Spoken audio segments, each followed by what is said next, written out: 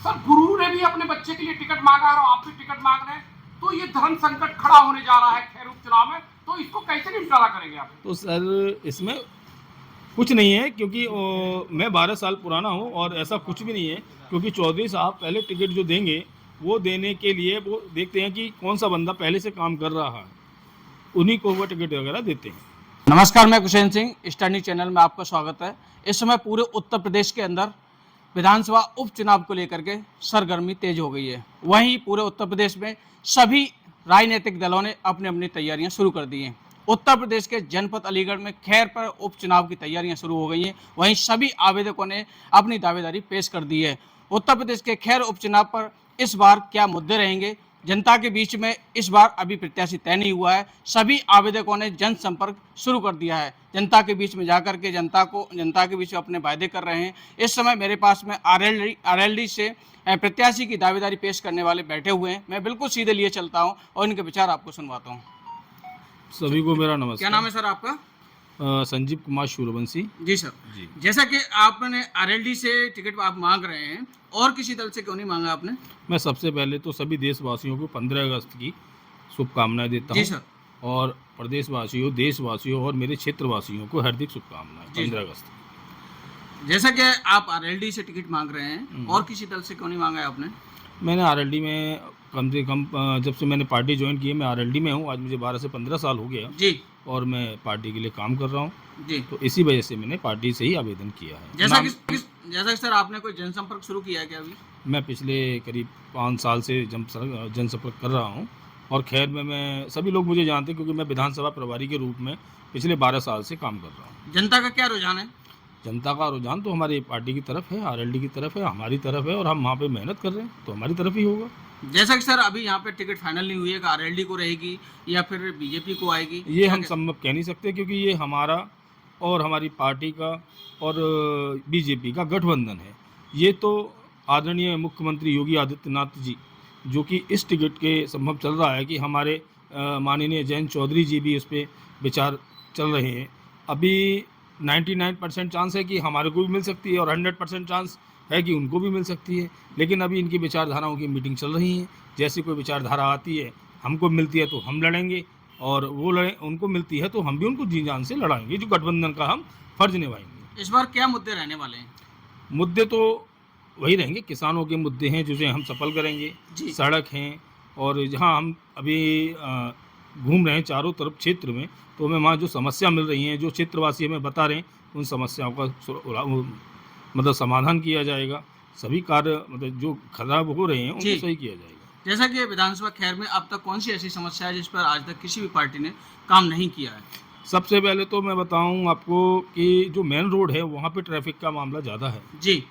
और वो मैं सोचता हूँ जब हम यहाँ से निकलते तो हमको 1-1 घंटा हो जाता है जी। तो अन्य जो जनता जाती है उनको क्या क्या टाइम होता होगा, 15 मिनट की क्या आते होंगे घर से कि मैं अभी आ रहा हूँ, और वो जाम में फंसेंगे 2 घंटे भी लग जाए, 2 घंटे भी लग जाए। तो सबसे पहले अगर पार्टी चुनाव लड़ती है और हमारा या मुझे मिलती है या किसी भी अन्य व्यक्ति को, हमारे सहयोगी को टिकट मिलती है, तो मेरा यही कहना है कि सबसे पहले हम लोग उस रोड को चौड़ा कराएंगे जिससे कि आने जाने वाले यात्रियों को परेशानी ना हो। आपका क्या मानना है कि जैसे कि जाट संप्रदाय यहाँ पर ज़्यादा है, आरएलडी का वोट ज़्यादा है, जैसे कि लोकसभा की सीट उसके बीजेपी के खाते में गई थी, तो आपके उपचुनाव की सीट यहाँ पे आनी चाहिए या नहीं आनी चाहिए? आनी चाहिए, क्योंकि ये हमारी एक पारंपरिक सीट है और हम इसे कम से कम ज़्यादा नहीं तो चौधरी चरण सिंह के ज़माने से लड़ते आ रहे हैं और जीतते आ रहे हैं। आरएलडी की किन नीतियों से आप प्रभावित हैं?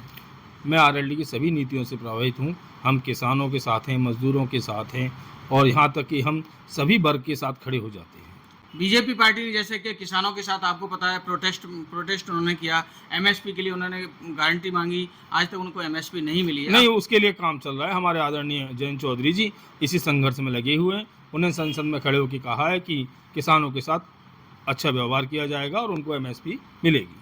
जातिगत जनगणना का मुद्दा आज बहुत ज़्यादा संसद में उठाया जा रहा है। राहुल गांधी जी बार बार इस जातिगत जनगणना की बात कर रहे हैं, आपका क्या कहना है उस पर? नहीं, जाति जनगणना होनी चाहिए, लेकिन अभी जो हो रही है उसको आगे माध्यम से जल्दी हो, ये भी हम भी चाहते हैं।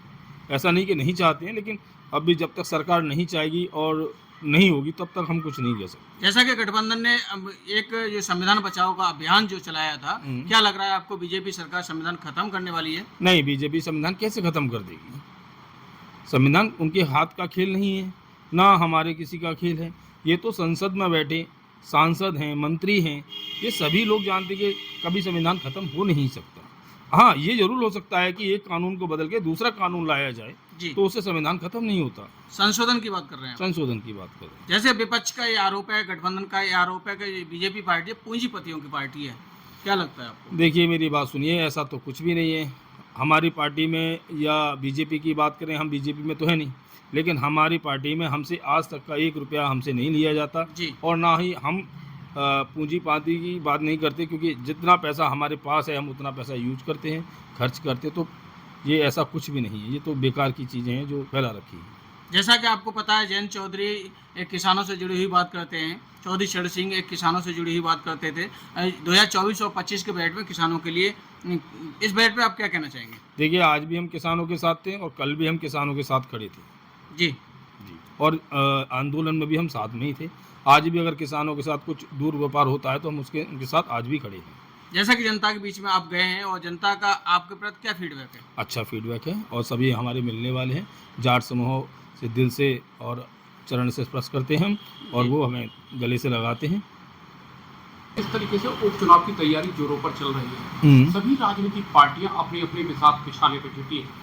तो जो आरएनडी यहाँ गठबंधन को लेकर, आरएनडी जो थी लोकसभा चुनाव में, आरएनडी जो है गठबंधन में शामिल थी, तो किसी कारणवश आरएनडी के खाते में अगर ये सीट नहीं आ पाती है, मीरापुर सीट नहीं आती है, खैर सीट नहीं आती, तो क्या गठबंधन में रहेंगे या बाहर आ जाएंगे?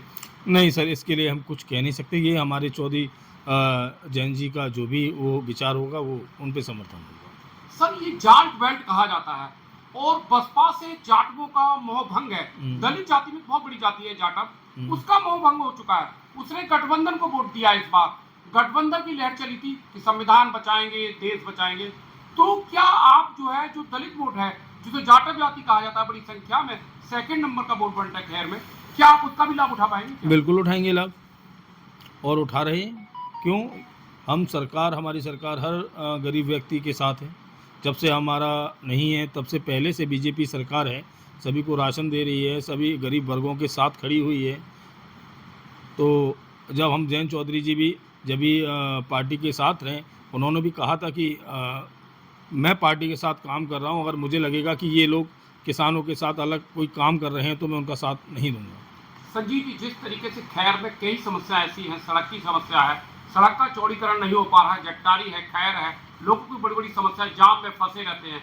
कन्याएं डिग्री कॉलेज अलीगढ़ आना पड़ता है, वहाँ कोई डिग्री कॉलेज नहीं है, न टप्पल में है, एनसीआर से लगा हुआ इलाका।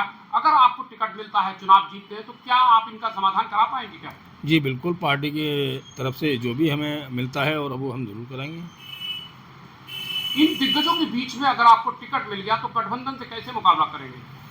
गठबंधन से मुकाबला तो पहले से भी हो रखा है और अब भी होगा। ये तो दुश्मन तो चारों तरफ रहते हैं, लेकिन जीतना जिसको होता है वो जीतेगा, और जिसकी विचारधारा जनता से मिलेगी वो जनता उसको जिताएगी। संजीव वाजपेयी जी, आपको राजनीति में आने की प्रेरणा कहाँ से मिली? मेरे गुरु हैं भगवती प्रसाद सूर्यवंशी, जो कि पूर्व विधायक हैं खैर से, उन्होंने ही मुझे आरएलडी में शामिल किया था। सूर्यवंशी जी, आपके समुदाय का यहाँ 35 से 40 हजार वोट है विधानसभा में है। जी जी जी, उसका लाभ आपको मिलेगा क्या? बिल्कुल मिलेगा, 100/100% मिलेगा। तो जनता को क्या संदेश देना चाहते हैं आप इस 15 अगस्त पर?